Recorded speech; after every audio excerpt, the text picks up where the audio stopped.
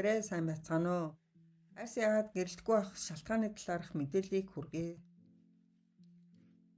Эмэгтэй хүн бүрийн мөрөөдөл сайхан толгор гэрэлцсэн арьс юм. Арьс гэрэлтгүй байх шалтгаан нь нэгдүгээрт нь шингэний дутагдал. Шингэний дутагдал нь ганц стакан ус уугаад шийдэгдэх асуудал шиг санагдах боловч шаардлагатай хэмжээгээр ус уугаагүйгээс бидний бие организмд олон өөрчлөлтүүдийг бий болгодог байна. Хуурайшлтаас болж цусны эргэлт удаашрснаар арьс өнгөө алдан цайрч, уян хатан байдлаа алдснаар өршлөө үсгэс гадна арьсанд урт хугацааны гэмтэл үүсэж эхэлдэг байна. Бидний биеийн 70% ус бүрдүүлдэг. Та өдөрт дор хаяж 8 аяга ус буюу 1.5-аас 2 литр орчим ус ууснаар арьсныхаа эрүүл мэндэд томоохон хувь нэмэр оруулна. Чигшлэн арьсанд уян хатан байдлыг өгч байдаг учраас арьсыг хүртлэтгээс хамгаалдаг. Чигшлэн зөвхөн элдв төрлийн гоо сайхны бүтээгдэхүүнээр нөхдөг зүйл биш юм. Дотроосоо үргэлж чигшлийг эсэргээж хадгалж байх хэрэгтэй. Хоёрдугаарт нь арьсаа гуйжуулахгүй байх. Арьсаа өдөрт 1-2 удаа цэвэрл. Энэ бол хамгийн чухал зөвлөгөө юм. Үүний хажуугаар зайлшгүй хийх шаардлагатай алхам бол гуйжуулалт юм.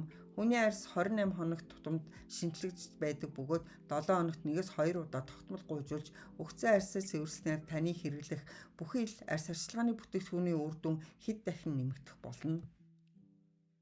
Өөрийн арьсны төрөл тохирсон гуйжуулагчийг сонгон хэрэглэх нь хамгийн чухал бөгөөд нэг л хэлбэрийн гуйжуулалтын аргыг сонгороо.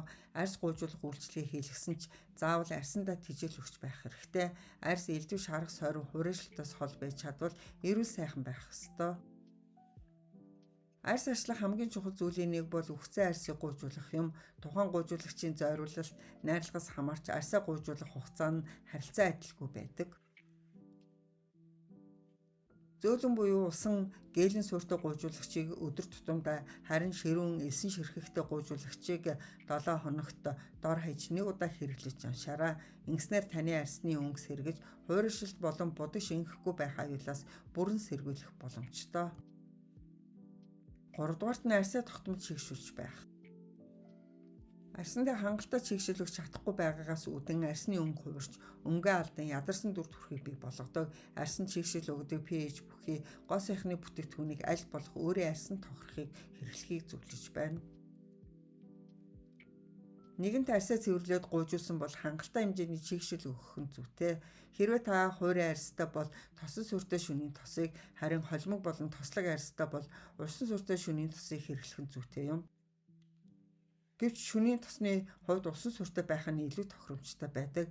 Учир нь бүхэл шөнийн турш арьс маань тослогдсон илүүдэл тослогыг гадагшлуулж улмаар батг гарах магадлал ихсдэг. Арьсаа зөвхөн сайн цэвэрлсэн чигшүүлсэн тохиолдолд өнгөлөөг эрүүл харагдана гэсэн ойлголт бас байхгүй. Шөнө ямар байралтаа унтдагаас ч мөн хамаарах асуудал юм. Тиймээс та аль болох дээшээ харж өндөр биш дэр дэрлэж унтах нь арьсанд нь ээлтэй байх болно. Өндөр дэр байнга дэрлүүл хүзүүний арьс маш амархан суларч өршлөөддөг гэдгийг санаарай. 4-дүгüрт нь стресс. Гэрэлцсэн сайхан арьсны том дайснуудын нэг бол стресс буюу удаан хугацааны бухимдал юм. Стресснээр биеийн дэх кортизолын түвшинг нэмэгдүүлснээр арьсанд очих цусны эргэлтийг удаашруулан арьсны нөхөн төлжих бололцоог үгүй хийдэг байна. Удаан хугацаагаар уурлаж бухимдахаас зайлсхийж өдөр тутам хийдэг зүйлсээ шинжлээд үзээрэй. Үүнд халан баан дорох, найз нөхдөйгөө уулзах, зөвхөн өөртөө зориулж цаг гаргаад хүссэн зүйлээ хий. Зүгээр л өөрийгөө хайрлаарай. Стресс гэдэг нь таны арьсыг ихээр гэмтээдэг зүйл юм.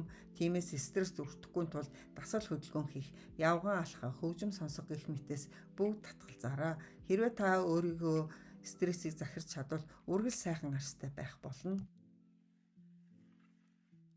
5-дугаарт нь нойрны дутагдал. Нойрсог цагаас хугаслах үйлдэл бүхэн та сайхан арьстай байх боломжийг багасгана. Унтах явцад хүний биеийн эд эсүүд идэвхтэйгээр нөхөн төлжиж байдаг бөгөөд хангалттай нойр аваагүйгээс үүдэн арьсны эсүүд хүрч чадах хэмжээндээ тултал нөхөн сэргэлт авч чаддаггүй. Арьсаа эрүүл сайхан байлгахын тулд өдөрт 7-8 цаг унтахыг хичээж илүү их үр дүнг харахыг хүсвэл оройн арьс арчилгаандаа шөнийн тос болон шөнийн маскнуудыг нэмээрэй. Арьс сайхан байхад хамгийн чухал хүчин зүйл бол шөнийн бүтэн нойр болон унтахын өмнөх арьс арчилгаа цэвэрлэгээ юм. Нойр бол хөдөлгөөний гайхамшиг хослол. Таны эрүүл мэндийг хамгаалалт болоод зогсохгүй арьсыг эрүүлжүүлж үрслэнээс хамгаалж байдаг юм шүү. 4-дугаарт нь амьдрах орчин. Манай орны эртээс уур амьсгал нь бидний арьсаа илүү анхаарч арчлах гол шалтгаан болдог. Ялангуяа хүүцэн сэрүүний уйлрал, агаарын бохирдол эрс нэмэгдэж, агаартай чигийн түвшин буурдаг учраас арьсаа энгийн үеэс хэд дахин илүү чийгшүүлж, агаар болон орчны бохирдлоос хамгаалах бүтээгдэхүүнүүд сонгон хэрэглэх нь чухал юм шүү. Унтахын өмнө арьсаа цэвэрлэж өөртөө тохирсон чийгшүүлэгч бүтээгдэхүүнүүдийг хэрэглэж яшаараа өдөр бүр SPF-тэй тус хэрэглэж арьсаа нар салхи болон бохирдлоос хамгаалахыг зөвлөж байна. Эрүүл сайхан арьстай байхын тулд нарны хамгаалтыг хизээж орхитуулж болохгүй. Гол сайхны бүтээгдэхүүнд байгаа нарны хамгаалалт бол дангаараа хангалтгүй байдаг юм шүү. Нарны цэцэг мөн арьсны төрөлдөө тохируулаад сонгох хэрэгтэй. Эмзэг мэдрэмтгий арьстай бол минерал бүтэцтэй тос хамгийн тохиромжтой. Бүх төрлийн нарны цэцгийг гадаж гарахаасаа 15-30 минутын өмнө түрхэж гадаа удахаар бол сэргийх шаардлагатай. 7-дугаарт нь мат нүр будалт. Тослог арьстай хүмүүс ихэнхдээ мат будагнууд мөн тослоггүй чийгшүүлэгч зэргийг өдөр тутамдаа сонгон хэрэглэдэг. Энэхүү сонголт нь мэдээж өдрийн турш арьсыг тослогжуулж гялтгаалахгүй байлгадаг боловч арьсны чийгшлийг тодорхой хэмжээгээр багасгаж харагдах байдлыг ч мөн хуурай бүрсгэр болгодог. Гоо сайхны бүтээгдэхүүнийг 3-аас дээш хугацаанд хэрэглэх хэрэггүй. Тиймээс та эрүүл арьсны төлөө хугацаанд дууссан бүтээгдэхүүнээ хайж сураарай. Иймд арьс арчилгаандаа дор хаяж 1-2 бүтээгдэхүүнийг тосон сүртэй байхаар сонгороо. Хэрэглэж буй бүтээгдэхүүнээ зөв сонгож арьсыг нь хуурайшуулдаг спирт агуулсан эсвэл шүлцэг шин чанартай бүтээгдэхүүнээс зайлсхийх шаардлагатай. 8-дугаарт нь зөв хооллол. Хоолны дэглэмдээ давс ихтэй дахин боловсруулсан бүтээгдэхүүнүүд сонгон хэрэглэхээс татгалзах хэрэгтэй. Ямар ч үнэтэй үр дүнтэй бүтээгдэхүүн хэрэглэлээч хоол хүнсэндээ анхаарахгүй бол сайхан арьстай байхыг мөрөөдөж ч хэрэггүй.